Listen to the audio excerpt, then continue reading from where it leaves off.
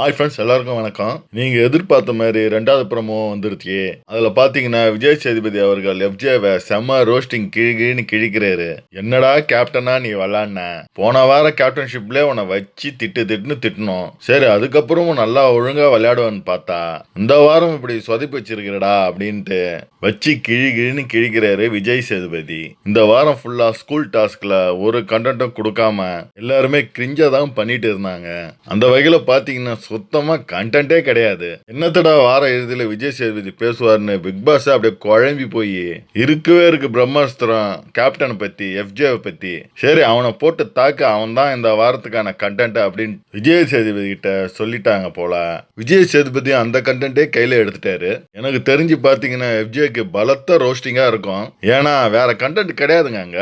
இந்த கண்டென்ட்டை பிடிச்சி தொட்டு அடிச்சு அதை அப்படியே நீண்டுகிட்ட பார்வதி கிட்ட போய், பார்வதி கிட்ட இருந்து தர்மலிங்க நம்ம அமித் கிட்ட போய் கடைசியா மொட்டை கடிதா சேசன விக்ரம் திவ்யா கிட்ட வரும். இப்படியே சுத்தி வந்து இன்னைய பொழுத ஓட்டுருவாரு நம்ம விஜய் சேதுபதி. அடுத்து பாத்தீங்கன்னா காதல் கண்டென்ட்டை கொஞ்சம் கைய வைப்பார் விஜய் சேதுபதி.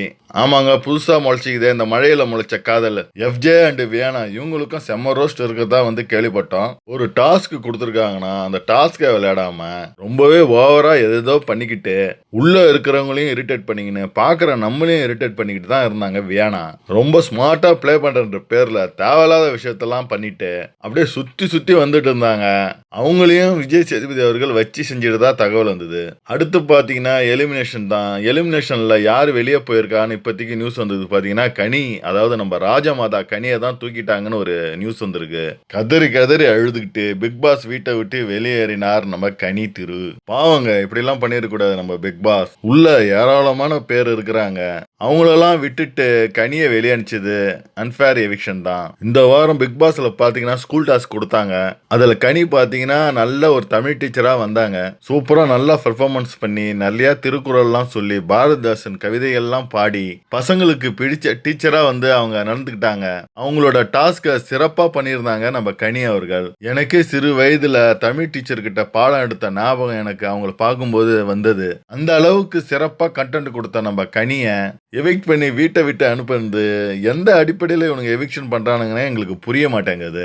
ஏண்டா, ரம்யா ஜோன்னு ஒரு சந்திரமுகி பாம்பு அந்த வீட்டுல ரொம்ப காலமா வாழ்ந்துட்டு வருது. அந்த பாம்பை எத்தனை நாளைக்குடா வச்சுக்க போறீங்க? ரம்யா ஜோவுக்காக பல பேரை வந்து எவிக்ட் ஆகி வெளியே அனுப்புனீங்க. அந்த வரிசையில இப்ப கனியுமாடா? கனியை விட ரம்யா ஜோ அந்த பிக் பாஸ் வீட்டுல பெட்டரா பெர்ஃபார்மன்ஸ் பண்ணி கிழிக்கிறாங்களா என்ன? கனி பாத்தீங்கன்னா அன்பு கேங்க வந்து வழி நடத்தின ஒரு தலைவர். அவங்க அங்க வீட்டுல அவங்க பிக் பாஸ் வீட்டுல கேம் பிளே பண்றதுல நிறைய மாற்று கருத்துக்கள் நமக்கு உண்டு. இருந்தாலும் அவங்க வந்து கேமை வந்து கண்டினியூ பண்ணி நல்லா விளையாடுறாங்களே. இந்த ரம்யா ஜோ அப்படி என்னத்தை விளையாடுனாங்க? கனி கூட ரம்யா ஜோவை கம்பேர் பண்ணக்குள்ள கனி தான் பெட்டர் கண்டஸ்டன்டா. அவங்கள எதுக்குடா எலிமினேட் பண்ணி வெளியே அனுப்புனீங்க? ஒருவேளை ராஜா மாதாவா குருவா இருந்த நம்ம கனி துருவை வெளியே அனுப்பிட்டா சபரி, ரம்யா ஜோ, கனியோட செல்ல பிள்ளை நம்ம எஃப்ஜே இவங்கெல்லாம் வந்து ஒழுங்கா விளையாடுவாங்கன்னு இவங்களோட ஆட்டத்தை புதுசா வந்து விளையாடி கண்டென்ட் கொடுப்பாங்கன்னு பிக் பாஸ் எதிர்பார்த்து அனுப்பிட்டாரோ என்னவோ. ஆனா தலை இல்லாம வாழ ஆடாதே. இந்த கேங்ல இருக்கிறவங்க என்ன ஆக போறாங்களோ அப்படின்ற கேள்வி வந்து எழும்பியிருக்கு. இந்த கேள்விக்கான பதில் ஒரு அரசியல் கட்சி தலைவர் வந்து இறந்துட்டா அடுத்து அவங்களுடைய வாரிசு வந்து அந்த கட்சியை வந்து தொடருவாங்க. அந்த வகையில பிக் பாஸ் ஹவுஸ்குள்ள கனி திருவுக்கு அப்புறம் அந்த அன்பு கேங்க வழிநடத்த போவது நம்ம சபரிநாதன் தான். தன்னுடைய அன்பு கேங்க சிறப்பாக வந்து வழிநடத்துவார் என்று நம்ம எதிர்பார்க்கலாம். இவர்கிட்ட இனியாவது விளையாடுவாரா அப்படின்னு வந்து மக்கள் எல்லாம் எதிர்பார்த்து இருக்கிறாங்க சபரிநாதனை. இன்னும் அதிகமா 2 கிணத்துல மிக்சர் சாப்பிட்டுக்கிட்டு யாராவது எப்படியாவது போங்கடா, நான் ஃபைனல்ல 3வது கண்டஸ்டன்டா வந்தா போதும்டா அப்படின்ட்டு ஒரு வேட்டியை கட்டின்னு சுத்தின்னு தெரியறான் நம்ம சபரிநாதன். கனி அவங்கள நாமினேட் பண்ணதே நம்ம அன்பு கேங்ல இருந்த நம்ம ரம்யா ஜோ தான். அவங்களையும் நாமினேட் பண்ணிட்டு அந்த கேங்லயும் சேஃபா இருந்துகிட்டு கிட்டத்தட்ட 4 வாரமா எவிக்ஷன்ல இருந்து தப்பிச்சுக்கின்னு அடங்கப்பா பிக் பாஸ் சீசன்லயே தனி வரலாறு படிச்சுக்கிறாங்க இந்த ரம்யா ஜோ. கடைசி ஃபைனலிஸ்ட்ல இந்த பக்கம் வந்து ரம்யா ஜோ, இந்த பக்கம் வந்து கண்டஸ்டன்ட்டை நிக்க வச்சு ரம்யா ஜோ கையை தூக்கிட போறாங்கப்பா. அப்படி செஞ்சாலும் ஆச்சரியப்படுறதுக்கு இல்ல. நாம பிக் பாஸ் கிட்ட ஒரு கோரிக்கை வைக்கிறோம்னா என்னவா இருக்கும்னு பாத்தீங்கன்னா அட்லீஸ்ட் ஃபைனலிஸ்டாவது ஒழுங்கா நல்ல முறையா தேர்ந்தெடுங்கடா. உண்மையிலே இந்த வாரம் பிக் பாஸ் சீசன் 9ல வீட்டை விட்டு யாரு வெளியே போவான்னு பாத்தீங்கன்னா ஒன்னு வியானா, இன்னொன்னு பாத்தீங்கன்னா அரோரா, கடைசியா பாத்தீங்கன்னா ரம்யா ஜோ. இந்த 3 பேர்ல யாரையாவது ஒருத்தவங்கள தான் வந்து பிக் பாஸ் வந்து இந்த வாரம் எலிமினேஷன் ஆகி வெளியே அனுப்பியிருக்கணும். அதை செஞ்சிருந்தாங்கன்னா மக்கள் மனசுல கொஞ்சம் திருப்தியா இருந்திருக்கும். மக்கள் எண்ணமும் அதுதான். இந்த 3 பேர்ல ஒருத்தவங்க போவாங்கன்னு மக்கள் கணிப்பும் அதுதான். ஏன்னு பாத்தீங்கன்னா இந்த வியனா ஸ்கூல் டாஸ்க்ல வியனா பண்ணது ஒண்ணுமே பிடிக்கல மக்களுக்கு. அதுவும் இந்த எஃப்ஜேவோட சேர்ந்துகிட்டு லவ் கண்டென்ட் கொடுக்கறன்ற பேர்ல கிரிஞ்சி பண்ணிக்கிட்டு 2 பேரும் பண்ண அட்டுழியத்துல பிக் பாஸ் வீட்டுக்குள்ள இருந்த கண்டஸ்டன்ட்டுக்கும் இரிட்டேட் ஆகி ஃபீல் பண்ணிருந்தாங்க. வெளியே இருக்கிற மக்களும் இதை பார்த்து பயங்கர இரிட்டேட் ஆகி இந்த வியனாவை இந்த வாரத்திலே தூக்கணும்டா அப்படின்னு முடிவு பண்ணாங்க. அமித் பார்கவோட ஷூவை மறைச்சி வச்சு அவர் உடம்பளவுலையும் சரி மனதளவுலையும் சரி பாதிக்கப்பட்டு அமித் பார்கவ் கத்தி எமோஷன் ஆகி அவரு நல்லா விளையாடிட்டு இருந்தா அவருடைய ஆட்டத்தையும் கெடுத்தாங்க இந்த வியனா. இவங்க போயிருந்தா ரொம்ப சந்தோஷப்பட்டிருப்போம். அடுத்து பாத்தீங்கன்னா ஆரோரா சிங்க்ளேர் இவங்க இந்த வாரம் ஒண்ணுமே பண்ணல. துஷாரை வச்சு ஒரு கேவலமான கேமை விளையாடி அவனை வெளியே அனுப்பி அவன் வெளியே போனதுக்கு அப்புறம் கமருதீனை வச்சு ஒரு கேம் ஆடி அவனை கட்டி பிடிச்சிக்கின்னு காதல் பண்றான்ற பேர்ல பார்வதியையும் இரிட்டேட் பண்ணிக்கிட்டு ரொம்ப சீப்பா விளையாடிட்டு இருந்த அரோரா சிங்க்ளரை வெளியே அனுப்பியிருந்தா ரொம்ப சந்தோஷப்பட்டிருப்போம். அரோரா சிங்க்ளருக்கு வெளியே இருந்து நிறைய ஓட்டுகள் வர ஆரம்பிச்சிருக்கு. இப்போ கானா வினோத்தோட ஃபேன்ஸ் எல்லாருமே அரோராக்கு ஓட்டு போட்டு அரோராவை சேவ் பண்ணிட்டு இருக்கிறாங்க. ஆனா உண்மையிலே அரோராவை உள்ள வச்சுக்கிறது ரொம்ப அன்சேஃப் தான். அது யாருக்குன்னா நம்ம கானா வினோத்துக்கு தான். ஒரு நாள் இல்லாட்டினாலும் ஒரு நாள் கண்டிப்பா பேக் ஃபயர் ஆகத்தான் போகுது. இதே மாதிரிதான் திவாகர் கிட்ட பழகிட்டு இருந்தது அந்த அரோரா பொண்ணு. திவாகர் அவர்கள் இந்த பொண்ணை ராஜ்யம் டாஸ்க்ல சத்தம் போட்டுட்டான், எதிர்த்து கேள்வி கேட்டுட்டான்ட்டு அவரு மேல பொம்பளை கேஸ் கொடுத்தது தான் இந்த அரோரா சிங்க்ளேர். இவன் பாத்தீங்கன்னா எல்லை மீறி நடந்துக்கிறான் என்கிட்ட. இவன் ராஜா கதாபாத்திரத்துல இருந்து பேசுறானா இல்ல அவனா பேசுறானா அப்படின்னு தெரியல அப்படின்னு சொன்னவங்க தான் இவங்க. நல்லா திவாகர் கிட்ட நல்லா பழகிட்டு அவருக்கு எதிராகவே ஒரு குற்றச்சாட்டை வச்சவங்களும் இவங்க தான். ஸோ இவங்க கிட்ட ஜாக்கிரதையா பழகணும் நம்ம கானா வினோத் அவர்கள். இல்லாட்டி திவாகருக்கு வந்த நிலைமை தான் இவருக்கும். ஸோ இந்த 3 பேர்ல ஒருத்தவங்களை எவிக்ட் பண்ணி வெளியே அனுப்பியிருந்தா ரொம்ப சந்தோஷப்பட்டிருப்போம். அதான் நடக்கலையே, கனியவங்க தான் வெளியே போயிட்டாங்க. அடுத்து பாத்தீங்கன்னா விஜய் அவர்கள் இந்திய தொலைக்காட்சியின் முதல் முறையாக பிக் பாஸ் வரலாற்றிலே பார்வதியை புகழ்ந்து பேசியிருக்காரு. அடுத்தது எஃப்ஜேவை பொழந்து தள்ளியிருக்காரு. இந்த 2 நிகழ்ச்சியுமே பிக் பாஸ் சீசன் 9 தொடங்குனதுல இருந்தே இந்த வரலாற்று நிகழ்வு நடக்கல, இப்ப நடந்துருது.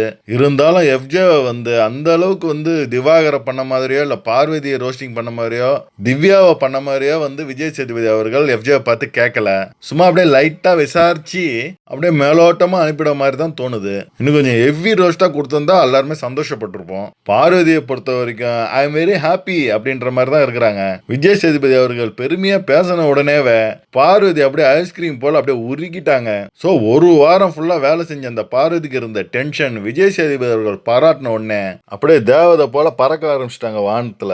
அடுத்து பாத்தீங்கன்னா லெட்டர் ஷோ பத்தி பேசுறாரு விஜய் சேதுபதி. அந்த கேரக்டருக்குள்ள நடக்கிற சண்டைய நீங்க கேரக்டரை விட்டு வெளியே அதை பேச ஆரம்பிச்சிட்டீங்க.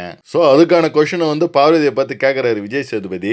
அடுத்து பாத்தீங்கன்னா அமித் பார்கவும் வெகுவா பாராட்டுறாரு. அப்புறம் சிறப்பா பங்களித்த பிரின்சிபால் அவர்களையும் பிரஜன் அவர்களை பாராட்டுறாரு.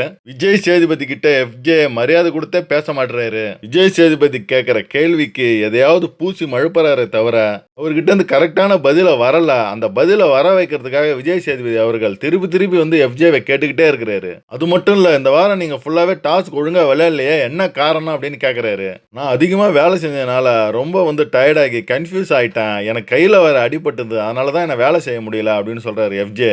ஆனா எஃப்ஜே பாத்தீங்கன்னா சாண்ட்ரா கிட்ட அது ஒன்றும் பெரிய அடியெல்லாம் கிடையாது, நான் சும்மா நடிச்சிட்டு இருக்கிறேன், என்னால வேலை செய்ய முடியல, பார்வை வேலை செய்யறதுக்காக நான் ஆக்டிங் பண்றேன் அப்படின்னு சொல்லியிருப்பாரு எஃப்ஜே. அத சாண்ட்ரா அவங்க விஜய் சேதுபதி கிட்ட போட்டு கொடுத்துருவாங்க. இதை கேட்ட உடனே பிபி கண்டஸ்டன்ட் எல்லாருமே அடா பாவி நீ இப்படியாடா பண்ற அப்படின்ற மாதிரி ஆச்சரியமா பார்ப்பாங்க விஜயவை. பார்வதி ரொம்ப அதிர்ச்சி ஆயிடுவாங்க.